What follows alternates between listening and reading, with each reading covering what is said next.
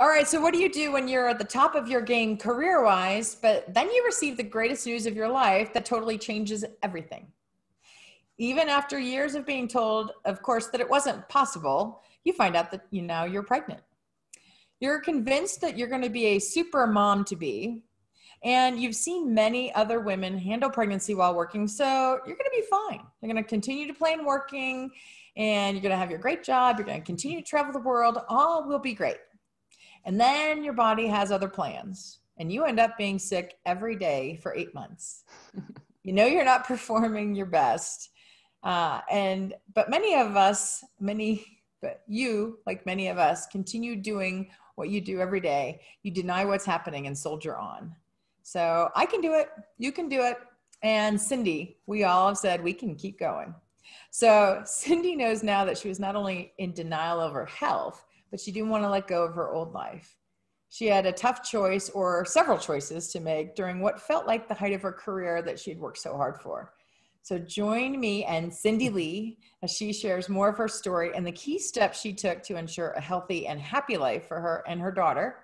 And how this life journey, including all the twists and turns and trauma, have created the resilient, strong woman she is today, and how she's using her podcast to inspire and add to our culture.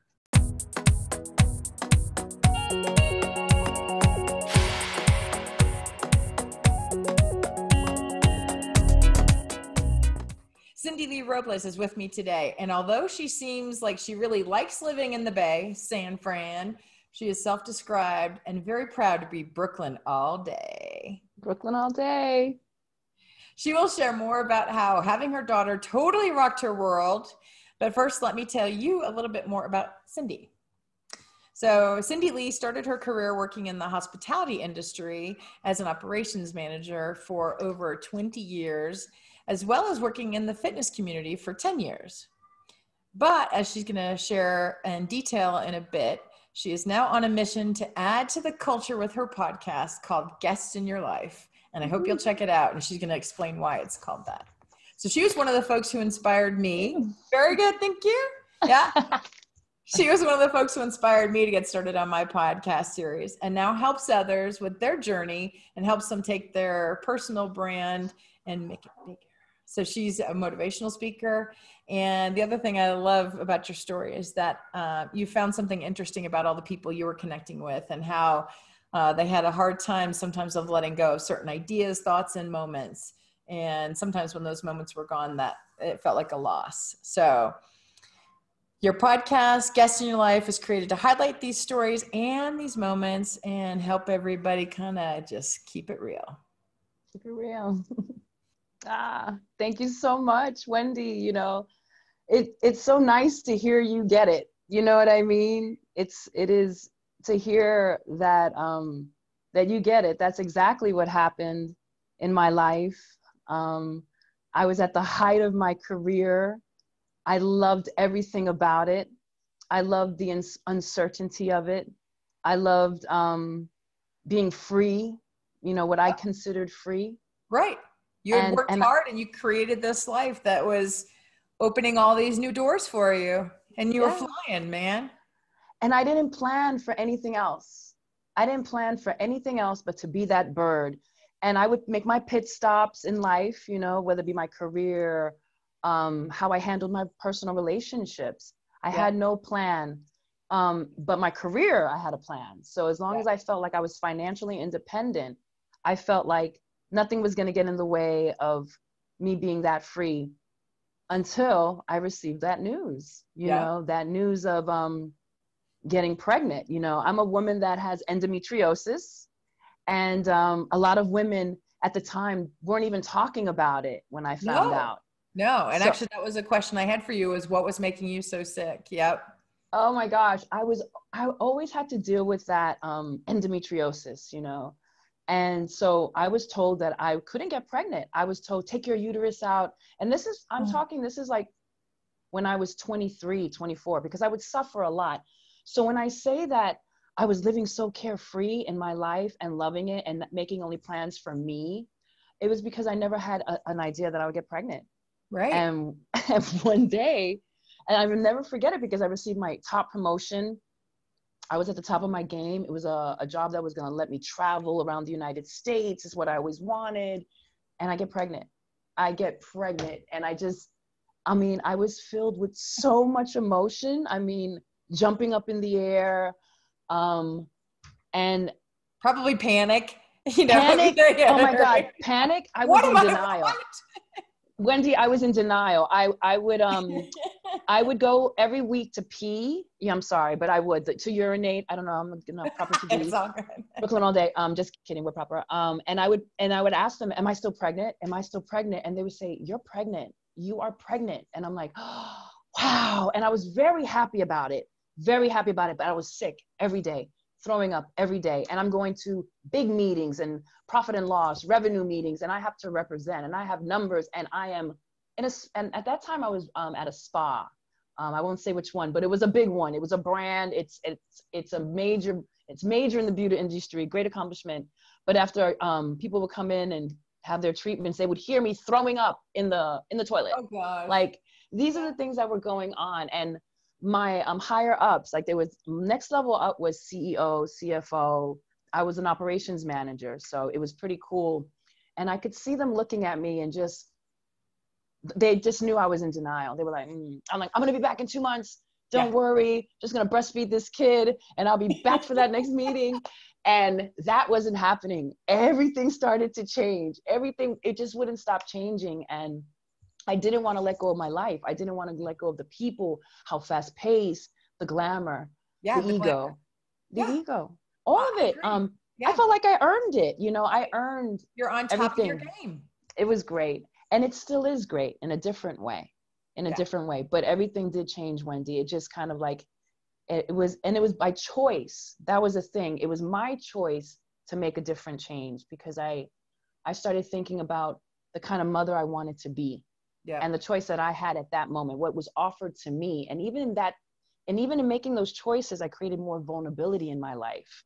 I decreased my leverage in my own relationship, and not a bad way, but just in a business sense of what I was bringing to the table initially. Yeah. So there was a lot of crazy change.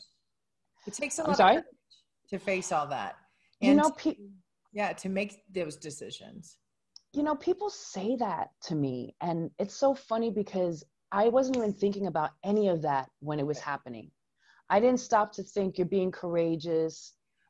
You're making, I don't know if I didn't even think it out properly, to be honest. I just felt that my life was so fast paced, and my daughter's father also mimicked a similar lifestyle, that my child wasn't going to be able to have the things nearly that I had in regards to being in a big family with kids playing outside, and just how we kind of grew up in the 80s. Right. And I didn't want her not to have that. So I decided to step off my game. I decided, which I called the treadmill. I'm like, I was on that treadmill and I was doing great. I decided to jump off. And people, my colleagues, were just like, "No, what are you doing? We do this all the time. We work as women. We hit our business meetings. We breastfeed. We come back. We make dinner. We're great partners to our husbands or significant others, or whatever you want to call them." Yeah. And I actually did believe I could do that. And I did, because I did go back to work. Right. I did think that I was going to go back. But in my mind, I was like, no, I don't feel this anymore. I don't feel this anymore. Yeah. So I decided to make a crazy change. And that was leaving the hospitality industry, because a lot of the jobs that I had, it all entailed hospitality, which is why I have guests in your life. This is one of the reasons why that name came up, as far as people that kind of weave in and weave out of your life. Being a part of hospitality really embraced that concept for me, to talk about, Yeah. But I decided that I wanted to be a full-time mom, and in the new movement of women, that was looked upon in many different ways, and I wasn't prepared for that. I definitely wasn't prepared for that.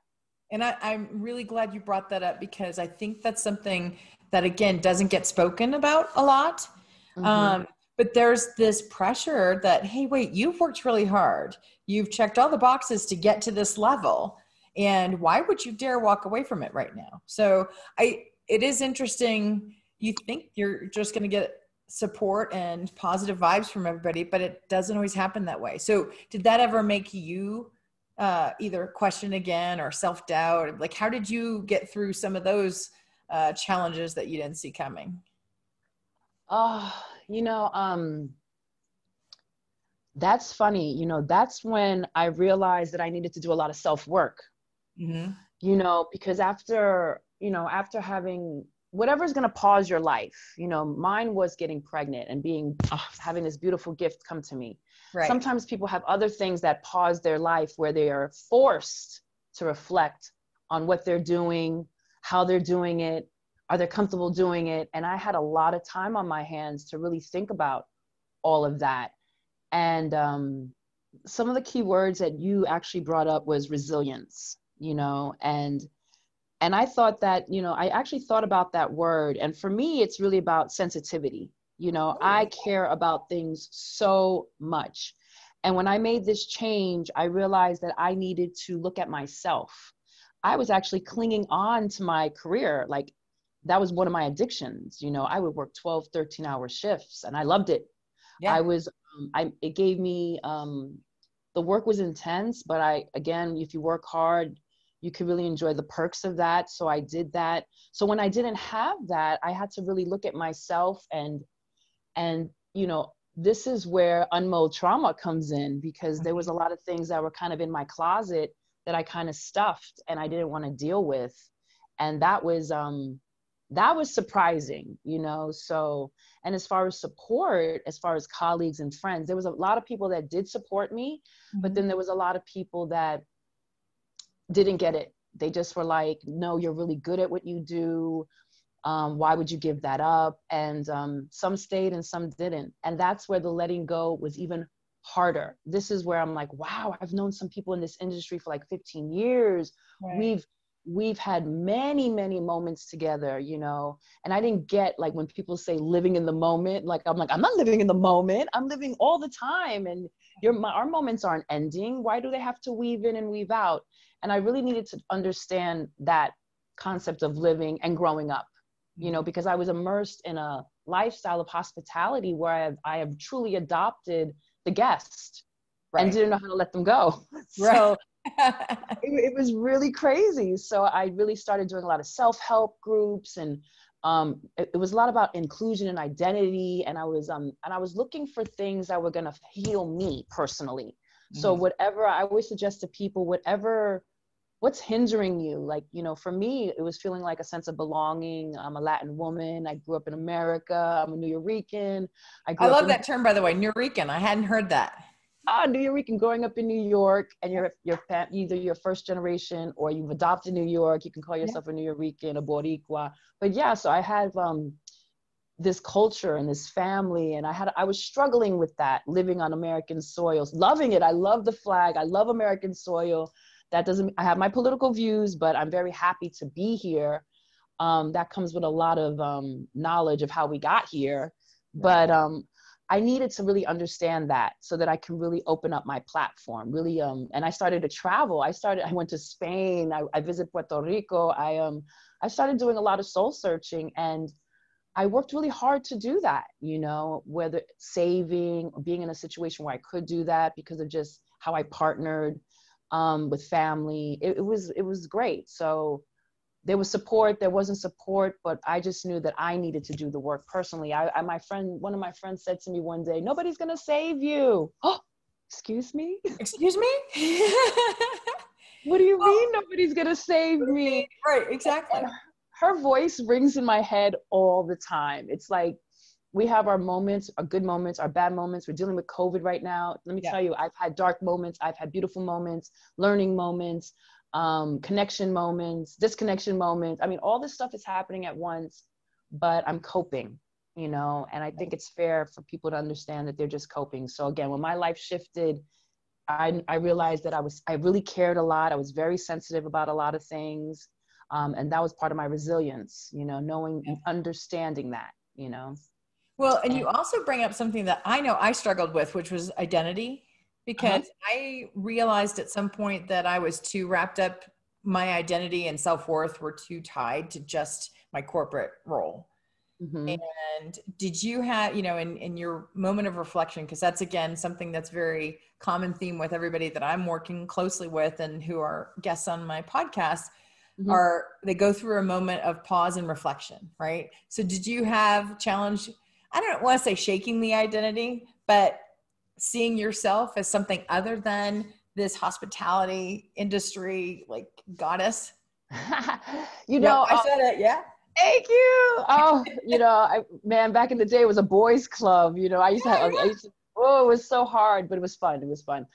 But as far as it's like tapping in. I was able to pause and reflect and think about things that I really loved, and it was a great time to do it. And this is when like dance fitness started happening.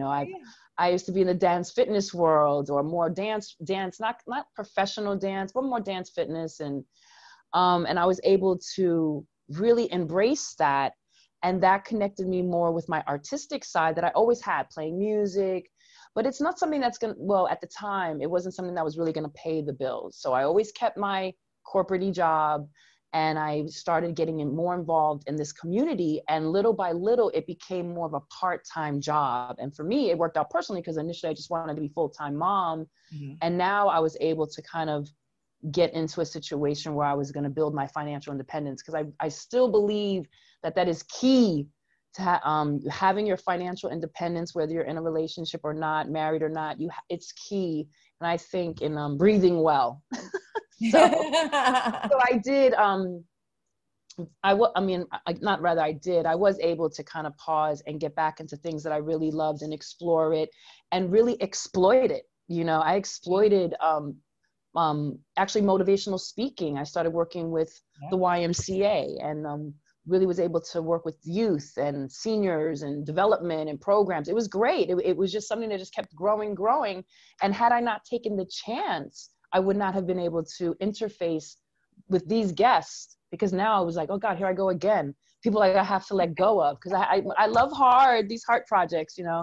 So tapping in has been really great, because Guests in Your Life would not have happened if I didn't pause and reflect. And so talk a little bit about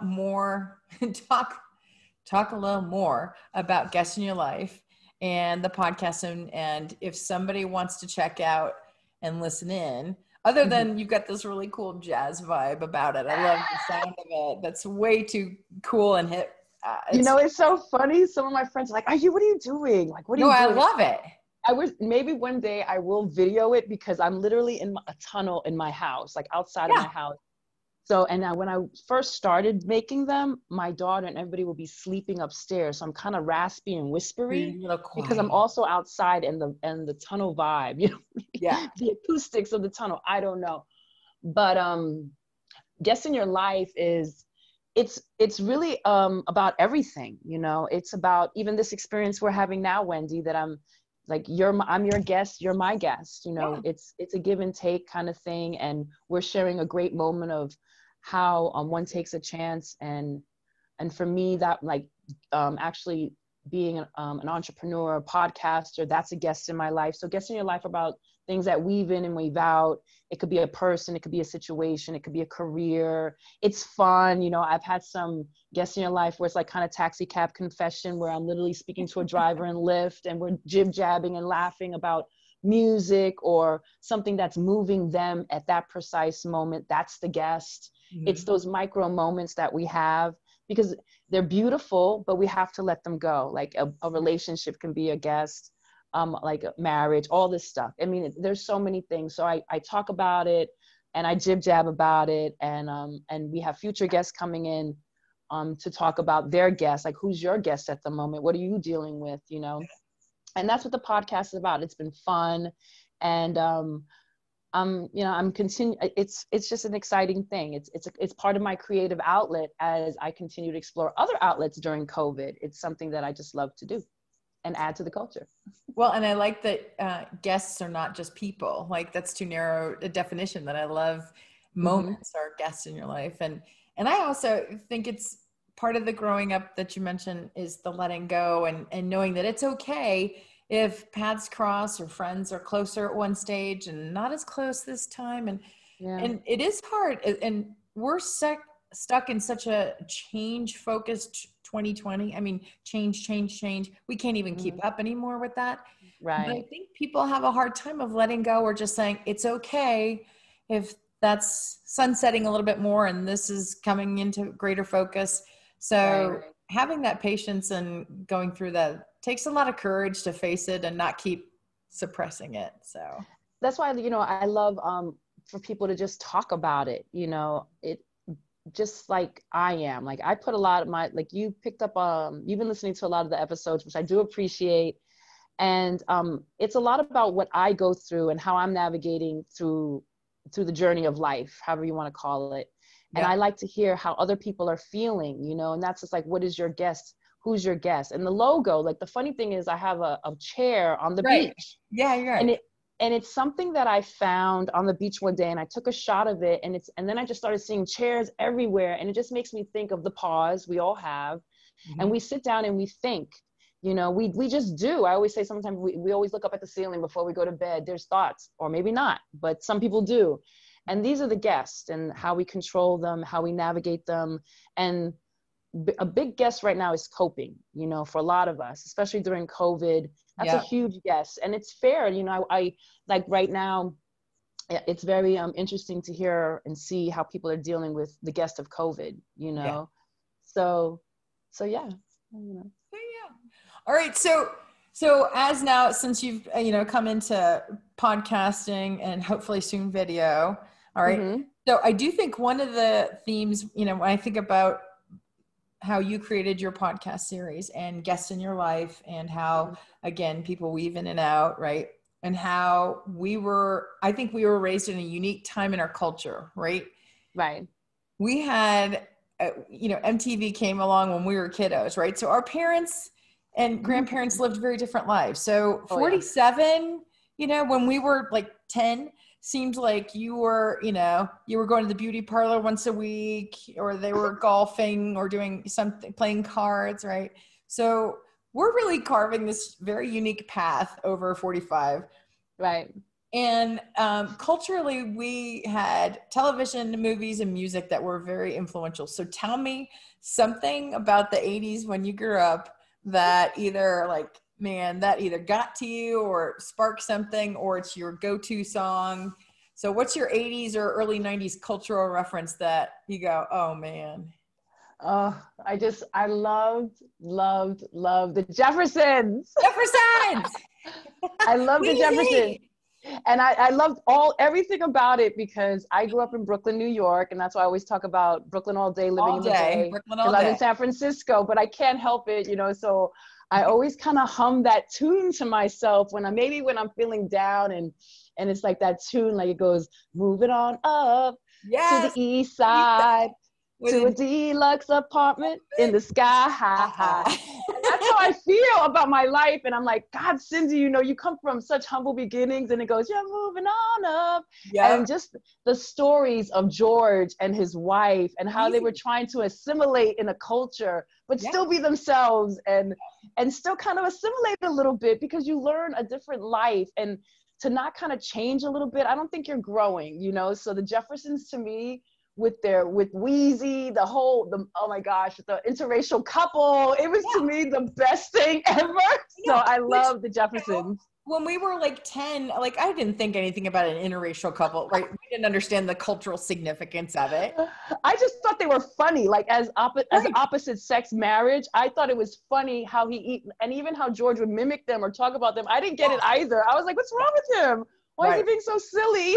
But it did touch upon a lot of things. So when I got older, I always said, man, I really appreciated the Jeffersons, you know, because it really mimicked growth, women empowerment, because Wheezy was doing her thing. Yep.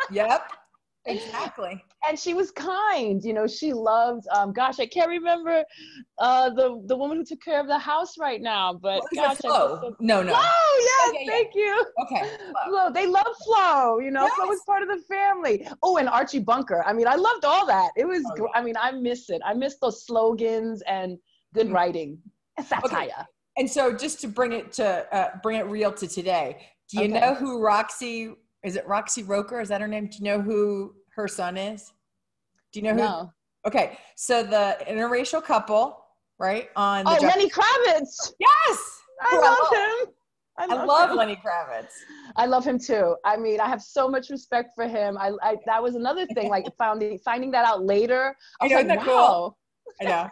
I thought that was just story. really cool, like, connection back to our youth. So of course, especially with Lisa Bonet and the Bill Cosby Show, just even know that everybody was affiliated at that time. Yeah, it was fun. It was fun. It was so fun. Cool.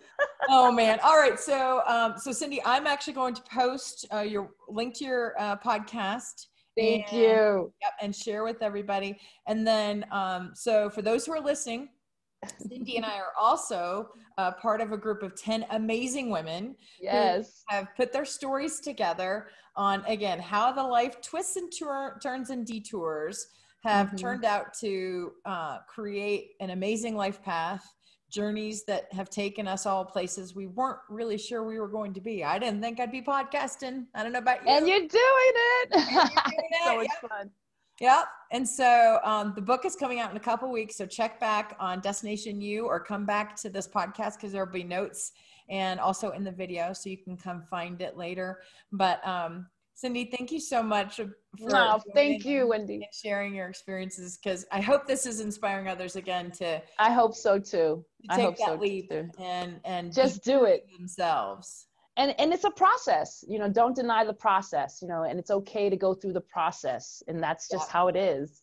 And have patience with the process. Yes, because 2-3 years I've been working on a lot of stuff, so it's a fun journey. It's definitely something that I think everybody should take the leap. Just do it. Just do it.